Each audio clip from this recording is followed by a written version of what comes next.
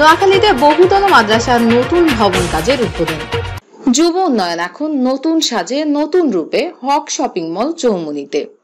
ভর্তির জন্য আজই যোগাযোগ করুন বেগমগঞ্জ যুব উন্নয়ন টেকনিক্যাল ইনস্টিটিউট। দেশে ধর্মীয় শিক্ষা বিস্তার ও মান উন্নয়নে নোয়াখালীর চাটখিলের নাহারখিলে আলিয়া মাদ্রাসার নতুন ভবনের কাজের উদ্বোধন করেন প্রধানমন্ত্রীর ব্যক্তিগত সহকারী জাহাঙ্গীর আলম। আজ সকাল 10টায় মাদ্রাসার নতুন ভবন উদ্বোধনকালে জাহাঙ্গীর আলম বলেন, ধর্মীয় শিক্ষার মান উন্নয়নে প্রধানমন্ত্রীর অগ্রযাত্রার ধারাবাহিকতায় সারা দেশের মতো চাটখিল সোনারমুড়িতে ধর্মীয় শিক্ষা প্রতিষ্ঠানগুলোর নতুন ভবন সহ আধুনিকায়ন করা হবে। এ সময় জেলা পরিষদের প্যানেল চেয়ারম্যান মাসুদুর রহমান শিপন সহ স্থানীয় গণ্যমান্য ব্যক্তি উপস্থিত ছিলেন। এএনটিভি নিউজ ডেস্ক।